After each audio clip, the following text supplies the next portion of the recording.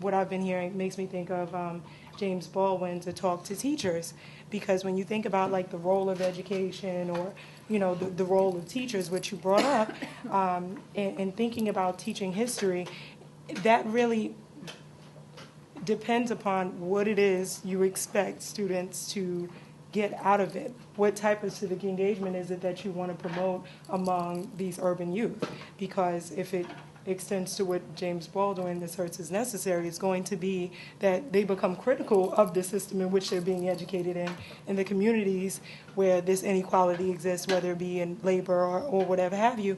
And that is not something that I think is welcomed by most of the people who have that authority. And when you look at that, I think that's not the real goal for the civic engagement that most people would contend that is being welcomed or requested among urban youth.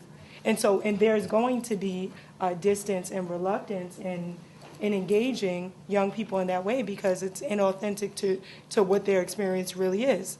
I don't want to talk about the importance of voting.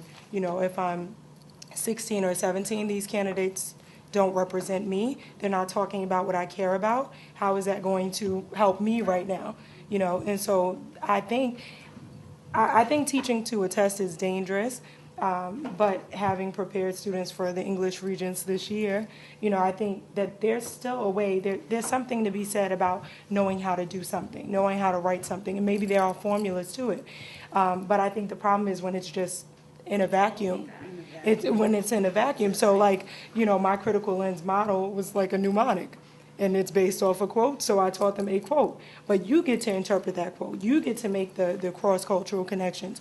You get to, decide which books you choose to talk about, and you get to make the claim that you are able to prove. So I don't think that it's so much that there is a test as it is the educators who are teaching the students what content they need to be able to grapple with in order to be successful in that subject or on those exams. That's more so the issue that I see there. And I think that if this is really a question of how can we brainstorm and how can we come together to make this history more relevant or more engaging for young people, then we have to be willing to say that those educators or those educators who train the teachers then have to be able to grapple with inequality, and they have to be able to grapple with the things that make this country most uncomfortable. So we can't deny, I can't place the quote, but this notion that when you get in the classroom it's colorblind and the teachers are just going to teach what's there, and there's no misconceptions.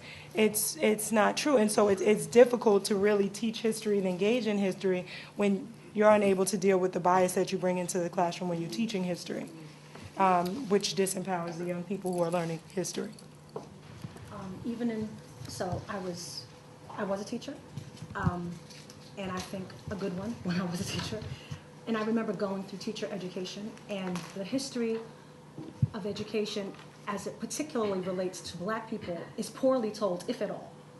It's as if we're not, I think what I mostly heard was that blacks were not concerned about education, which didn't feel right to me, if only because of the way my parents were, did you do your homework and all this other craziness that you're going to go through. And so it wasn't until I got to Black History 360 and began to just really look into it for myself that, post-slavery, blacks did two things. They went looking for their families, and they founded schools. And so, and I'm sure the historians would say much more than that, but I'm just saying, what came, that was one of the things that just resounded in my, I am a religious person, but I don't necessarily mean this religiously, in my soul, that folks went looking for their families because they had been broken apart and split apart and, sold away and all this kind of craziness. And they were largely, they largely did not find their families, unfortunately. But they certainly they set up schools. Some of them were horrible. Some of them were good. And so it's out of that kind of and it's so I want to reclaim that, because I think what gets told popularly among young black kids is that, that's for white people. And for the love of God, it isn't. It's just not. It's just one of those things where you're talking about reclaiming the history of education. Can we tell the story that lots and lots of people wanted to be educated after over 100 years of being told you can't read and you can't do this? People wanted to learn. Dare I say it, my people wanted to learn, and there's that. But it's even more disturbing than that, as it turns out. I mean, so one of the greatest lies and myths about the history of education. So I know a little bit more just because of graduate school as opposed to what I was taught as an undergraduate. But well into the 20th century, arguably up until just before Brown, but but you have so there's this. So the American education as we know it today, and Betty will correct me where I make a mistake, was tied to industrialization. And so compulsory education is part of this Americanization process. But by comparison to the second, third generation immigrants today who wrap themselves in the cloth of being, hardworking Americans, as we hear in our political discourse, they went kicking and screaming to schools because they were parts of European cultures that were primarily agricultural based, just as was true in the South until black legislators decided that education was critical in the South as a part of the state governments. So what you're describing is so far from the truth that researchers looking back to the 10s, 20s, 30s, 40s, the early migration period outside of the South, you found time and time again black people with far higher rates of attendance in school, far greater commitment, and indisputable evidence, not soft fuzzy stuff that we could still debate. Partly because they had come out of the South where the traditions of schooling were critical for liberation. Right? They saw a direct link between if we have access to school, we can do X, Y, and Z. Whereas European immigrants were coming with essentially more material motivations for household economies that needed more hands on deck. Black families were willing to sacrifice their economic mobility to a degree so that their children would get an education. And that's, I'm sure in the history of education that is extremely well documented. It's not well taught, in U.S. history. It's not taught at all. I just want to piggyback on what you said because that is such an important point. And I firmly agree that, yes, there is a problem where the type of historical perspective that is presented is based on a lack of. Coming from a much more early childhood and elementary background, I'm hearing conversation about middle school, high school, and college. And I don't see why this perspective, this historical enrichment and education cannot start at the younger level. In fact, universal pre-K. It's, again, how would teachers present this? But there's such a wealth of literature and historical references that even a young child can be, enhanced by if they're exposed in a way that makes it relevant and meaningful to them. So, for example, folk tales, historical folk tales, and the history of indigenous populations, not only in New York but throughout the world, and how they're connected. Kids all want to learn about, what is life like, daily life, or even taking from a child's perspective, what would my life be like in an ancient culture? But again, it's the approach, and so I have come up against this all the time, where I endeavor to teach situations, but it's not part of the structured curriculum, and you get faulted for that. So going back to one of the original things, how do teachers fight against it? I don't know. I don't have the question, and I'm putting it out there. When you're not a union member, you have very little recourse. The unions are getting also weaker. The systems now are charter schools, and union or no, everything's at will. So it's a very precarious place you are in if you really have this burning desire, and you can see to make those connections, and you can even help your scholars, your students, to understand their civic engagement and beginning to develop a sense of that. as young children. It's a real challenge, and I put it out there. How do we really get into the nitty gritty? Because right now, we're talking a lot of philosophical things, and it's wonderful. But how is it going to transfer? How is it really going to come down to the bottom line? And that's really where the conversation should, kind of get into. What are we doing? The people in charge, you have the power, but what is going to be the result? What are you putting in place of? It's the same old stuff. After all these years of being, I grew up in New York, I'm educated, I went to NYU, and it's amazing how NYU is not even considered Ivy League. I mean, I have no desire or care about names, but, Columbia now has become, it's true, the foremost in terms of education. But I think I got a really good education in terms of my NYU background. Anyway, but bottom line is we're doing our children a disservice. And it's politically designed, and it continues.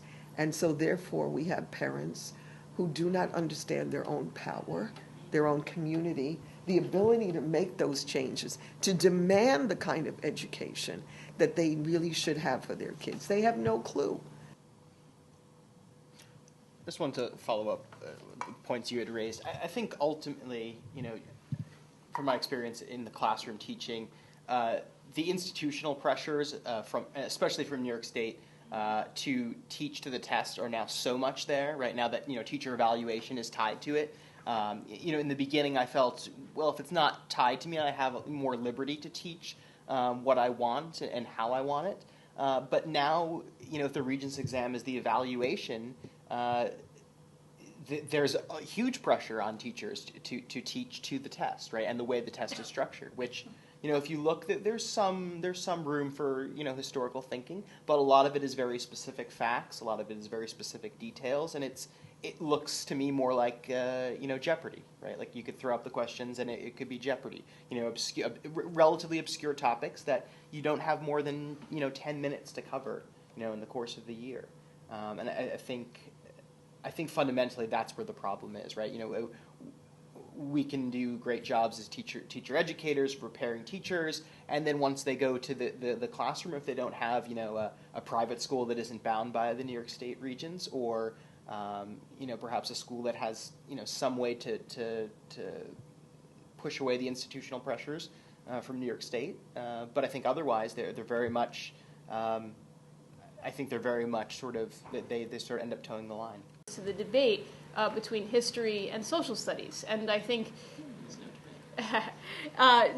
people sort of imagine that social studies has this power to challenge the status quo and challenge power structures and all of that, and history is simply about academic knowledge and being able to recite facts. And so what's interesting is, well, you may at first see this disconnect between the cultural fluency argument and cultural capital versus, being able to challenge the status quo and participatory democracy and citizenship.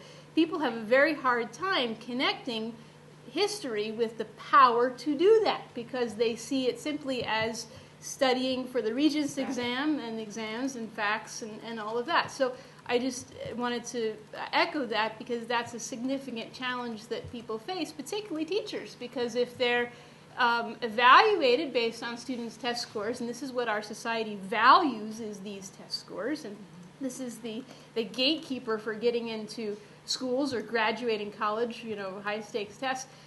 It's very hard to say to teachers, no, history can challenge the status quo, and this cultural fluency doesn't simply mean academic knowledge as a factual base, but it's an ability to understand your own community and give you agency and give you power and give you the cultural capital necessary to find your way in the world.